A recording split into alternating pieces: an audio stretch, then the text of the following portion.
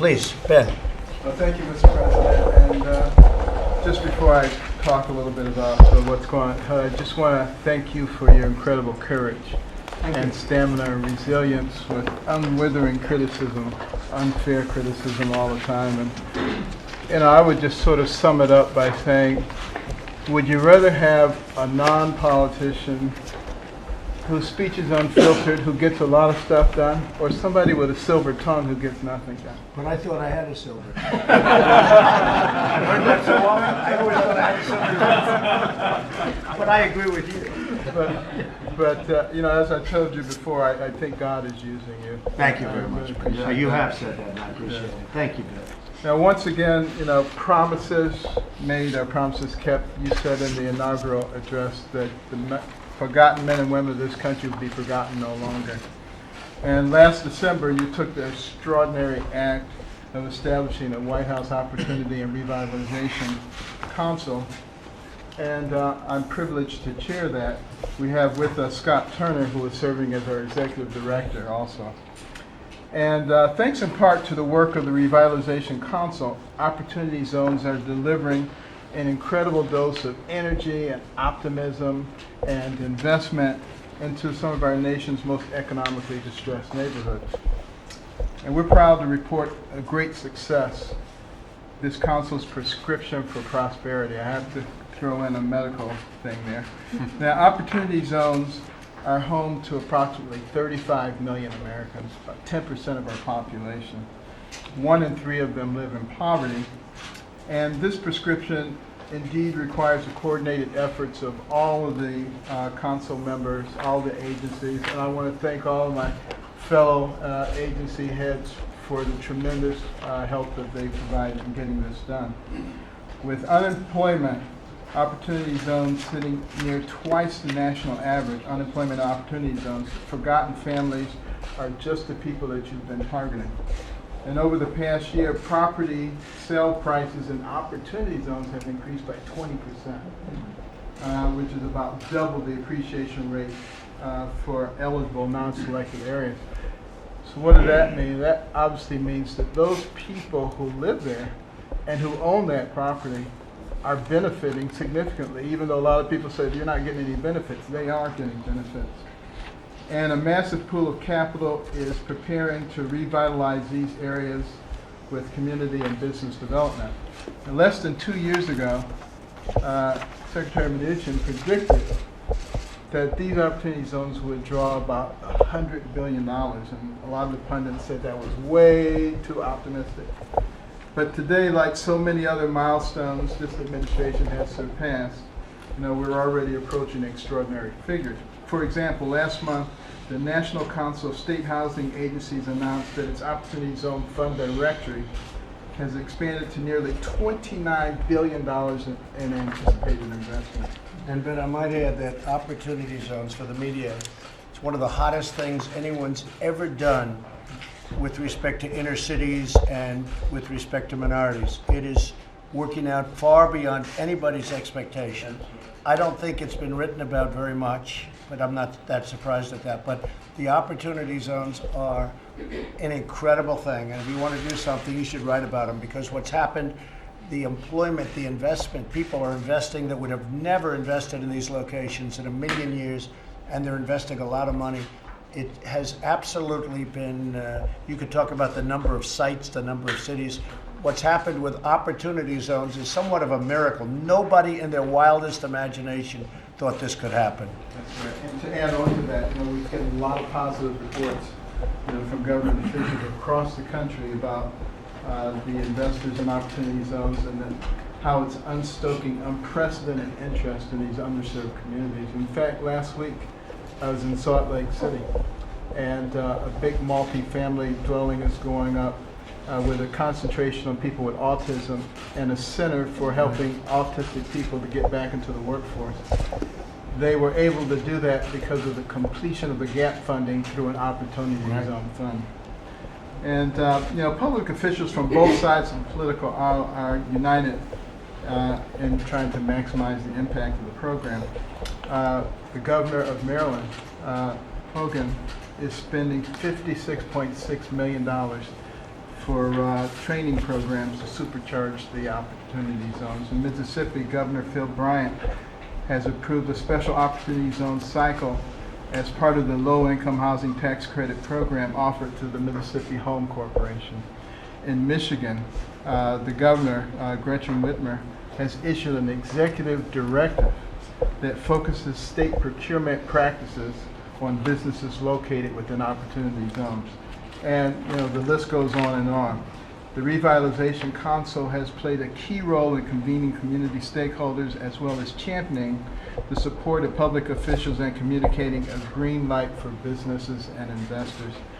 And as you know, the council consists of members across 17 federal agencies and federal state partnerships with a core mission to prioritize opportunity zones, including deregulation, grant funding, loan guarantees, infrastructure spending, and importantly, crime prevention.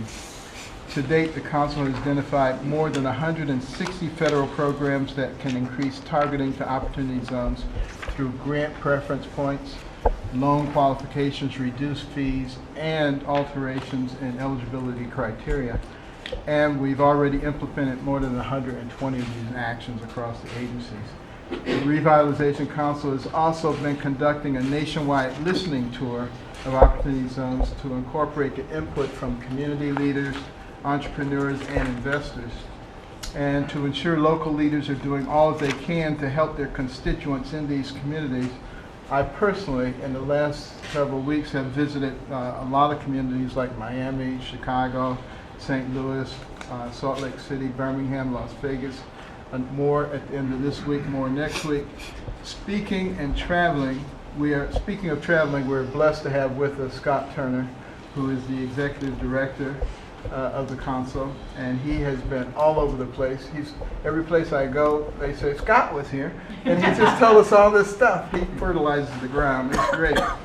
And through the work of the Revitalization Council, we're not only remembering Americans' forgotten men and women, we're helping to elevate them back into a path of pride and self-sufficiency. And what really is opportunity? Opportunity has no color, but it colors everything. Opportunity has no creed, but it gives people strength to believe. Opportunity has no religion, yet it gives us each faith. And I want to thank you for the faith that you've shown to the Revitalization Council as we have championed this incredible initiative across the country. This is a game changer, major game changer in this country. And we look forward to building on this exciting momentum. I'm very excited. I may not look excited. This is about as excited as I ever look. But I am very excited about being able to participate in something that's going to have such a positive effect on so many people in our country. And I want to thank you for pushing this. And I'd like to hear just a bit from our council's executive director, Scott Turner. I'm right here, sir. Good morning, or good afternoon. Thank you, Dr. Carson, and thank you, Mr. President, for allowing me to serve in this role, and cabinet members. It's good to see you all again. I looked up that term, revitalize. And to revitalize means to imbue with new life. It means to reinvigorate and to re-energize. And that's exactly what we've seen over these last 12 weeks. We were here 12 weeks ago tomorrow. And when the president appointed me to be the shepherd of this council, in the last 12 weeks, we've been to 21 cities. And we have a map that we're going to put up for you just for your visualization. These are the cities that we've been to, and these are the cities that we will go to, and you can look at it after a while. But I say that because we have gone around the country spreading the message of revitalization and true transformation. We've conducted over 65 roundtables, and per the president's executive order, we've convened faith leaders, education leaders, business leaders, entrepreneurs, investors, and most importantly, community people, the people that sit in the neighborhoods on the front porch that have seen the neighborhood, that know the pain and know the potential of these neighborhoods, because historically these conversations have not happened. So we convene these roundtables to have the hard conversations, to ask the hard questions, to create a sense of unity and understanding. You have investors sitting across from grandmothers from the community. You have new business owners sitting across from congressmen and senators and elected officials to talk about this community has not seen X, but it needs to see Z. And that's how it's going to transform. We talk about the spirit of the council. We talk about the spirit of the legislation. Yes, it's economic development, but it's also community development. It's social impact. So the people inside the community can thrive and remain and benefit from the revitalization that's going on in the communities. We've seen tremendous results already because of opportunity zones. And the president said that this is unprecedented. Our country has not seen this in times before from an investment standpoint, from an incentive standpoint, but also from a unity standpoint, when people who don't talk, who don't work together, who don't convene together, come together for the first time. That's America. And that's what we're seeing. And I'm so blessed and humbled. Colorado Springs only has 6 opportunity zones, but they have one of the best prospectuses that I've seen. They have 2 hotels going up in downtown inside of an opportunity zone, a Marriott and I think it's a Spring Hill Suites. That's not only going to spur economic development, but supporting operating businesses, jobs are being created. On the west side of Atlanta, that's one of the roughest parts, if you will, of Atlanta. We were taking a tour.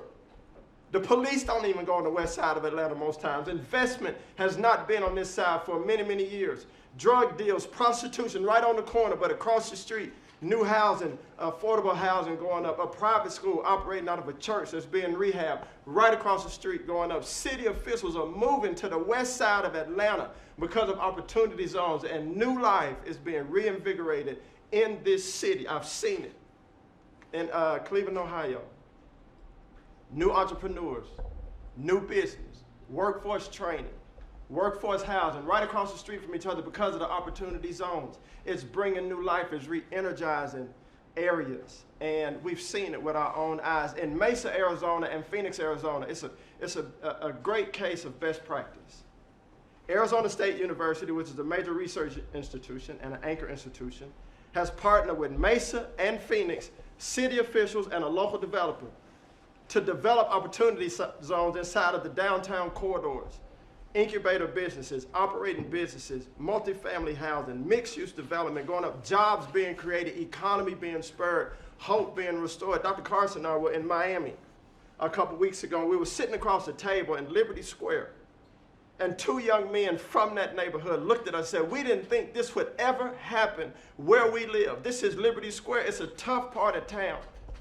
But one of these young men worked on the project with the company that built the doors and the windows.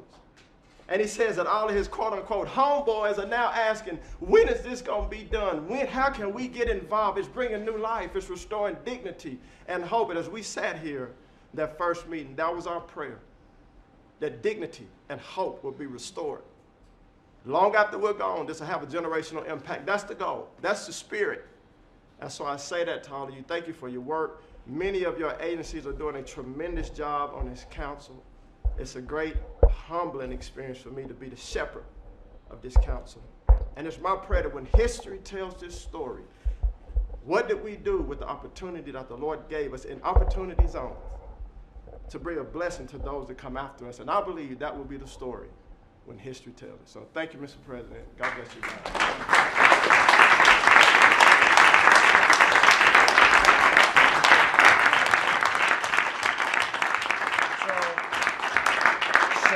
As most of the people in the room know, Scott was a great football player. Not a good player, a great player. Well known for being a great player. Scott, you may be better at this. I don't know if that's an insult or not. You may be better at this, okay? Thank you. Really a great job. Thank you very much. I'm going to ask, Ben, would you like to finish up? It's a tough act to follow, Ben, right? No, I just want to re-emphasize how important it is that everybody continue to make sure that their sub-secretary work with us. We're getting an incredible amount done. And one of the things that really encourages me about this is, you know, I go to places and the governor is a Republican, the mayor is a Democrat, congressman is a Democrat, and they're all working together.